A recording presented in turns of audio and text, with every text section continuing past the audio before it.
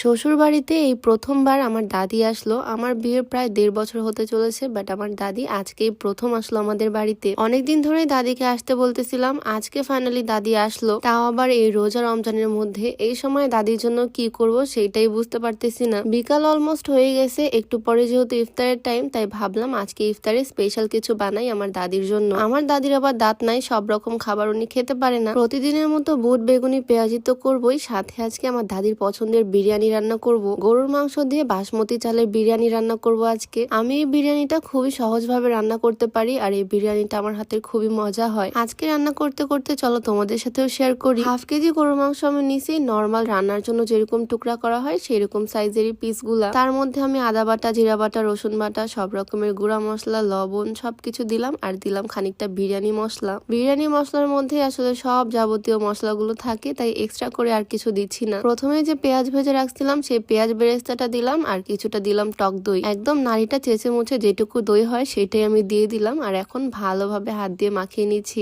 এইটাই হচ্ছে হাতে মাখা বিরিয়ানি। এইভাবে বিরিয়ানিও যে রান্না করা যায় সেটা কি তোমরা জানো? শুধু যে রান্না করা যায় তা না, খেতেও কিন্তু ভীষণ মজা হয়। মাংসটা মাখিয়ে ঢাকা দিয়ে আমি রেখে দিছি, এই মাংসটা ততক্ষণ ম্যারিনেট হতে থাক আর আমি বাকি কাজগুলো কমপ্লিট করে নিই। ইফতারের আর বেশিক্ষণ দেরি নাই, তাই আমি সুন্দর করে আগে ভাজা পোড়া আইটেম গুলো সেরে নিচ্ছি। আমি রান্নাঘরে ব্যস্ত, আর এদিকে আমার হাজবেন্ড সোফায় নতুন কভার লাগাবে। আমার সোফায় আমি ম্যাক্সিমাম সময় তুর্কি সোফা কভারই লাগাই, আর এই মেরুন কালারটা আমার হাজবেন্ডের খুবই পছন্দের। আমারও খুব ভালো লাগে, এই কালারটা লাগালে সোফার লুকটা একদম চেঞ্জ হয়ে যায়, মানে খুবই সুন্দর লাগে দেখতে। ড্রয়িং রুমটা অনেক সুন্দর লাগে, ফার্নিচারটাও কভার করা থাকে। আমার দেবরও আসছে আমাদের বাসায়, তারা দুজন তো একদম কম্পিটিশন লেগে গেছে কে আগে সোফা কভার লাগাতে পারে। এই সোফা কভার গুলো একদম অরিজিনাল তুর্কি সোফা কভার। তুর্কির এই কভার গুলো আমি সবসময় এসে কভার সেন্টার থেকে নেই। তাদের পেজের কোয়ালিটিও খুবই সুন্দর, আর কোনো রকমের প্রবলেম হলে আমি চাইলে রিটার্ন দিতে পারবো, যদিও কোনো রকমের প্রবলেম আমার কখনো হয়নি। এসে কভার সেন্টার পেজটা আমি ডেসক্রিপশনে মেনশন করে দিয়ে রাখবো। যাই হোক, ভাজা পোড়ার মধ্যে বেগুনি গুলো সুন্দর করে ভেজে নিলাম, আর তারপর আমি ছোলা বুটটাও রান্না করে নিলাম সুন্দর করে। ইফতারে আমাদের বাসায় এই আইটেম গুলো প্রত্যেক দিনই রান্না করা হয়। আজকে আমি একদম নতুন বইয়ের মতো খুব সুন্দর একটা শাড়ি পরছি, আর আমার হাজবেন্ড পরছে সুন্দর একটা ম্যাচিং পাঞ্জাবি। সুন্দর এই কাপল সেটটা এক্সমার্স প্রো ফেসবুক পেজ থেকে নেওয়া। কাপল সেটটা আমার খুবই পছন্দের, শাড়িটাও অনেক সুন্দর। তাদের পেজে শুধু কাপল সেট না, বাচ্চার জন্য ম্যাচিং ড্রেস পেয়ে যাবা, মানে ফুল ফ্যামিলি চাইলে একই রকম ম্যাচিং পরতে পারবা ঈদে। আর প্রিয়জনকে গিফট করার জন্য ম্যাচিং ড্রেস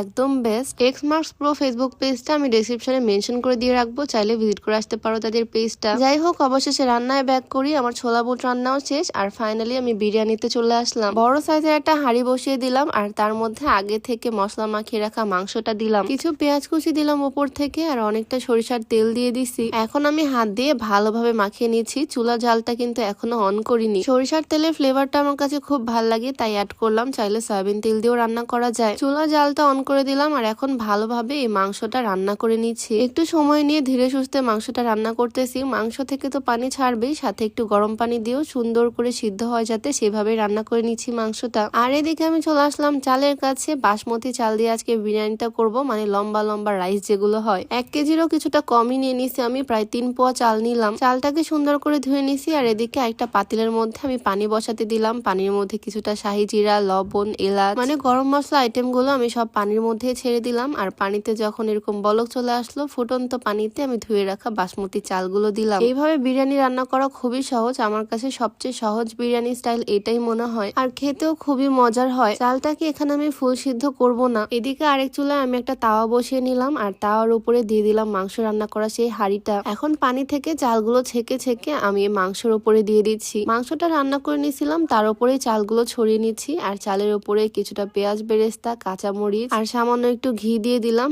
এখন জাস্ট এইভাবেই দমে রেখে দিব। ঢাকনার যে ছিদ্রটা আছে সেটা আমি টিস্যু পেপার দিয়ে বন্ধ করে নিলাম। একদম লো হিটে 15 মিনিটের মতো রাখছি, আর চুলা বন্ধ করে আরো 10-15 মিনিটের মতো এভাবেই রেখে দিছি। আর ফাইনালি ঢাকনা খোলার পর কি যে সুন্দর একটা গন্ধ আসতেছে। বিরিয়ানিটাও হয়েছে একদম পারফেক্ট আর ঝরঝরা। আমার দাদি তো পছন্দ করবেই, বাসার সবাই খুব মজা করে খাবে। বিরিয়ানি তো রেডি, এদিকে ইফতারের জন্য ফলমূলও রেডি। শরবতটাও সুন্দর করে বানিয়ে নিচ্ছি, লেবু, চিনি আর রাসনার শরবত। আজকে সারাদিন এত পরিমাণে কষ্ট হয়েছে, মনে হচ্ছে পুরা জগ ঠান্ডা শরবত আমি একাই খেয়ে ফেলবো। আজকে ইফতারে যদিও বেশি একটা আয়োজন করতে পারিনি, তবে দাদি তো আর একদিনে যাচ্ছে না, আরো 4-5 দিন দাদিকে আমাদের বাড়িতেই রেখে দিব। তো আজকের ভিডিওটা এখানেই শেষ করছি। সবাই ভালো থাকো, আল্লাহ হাফিজ।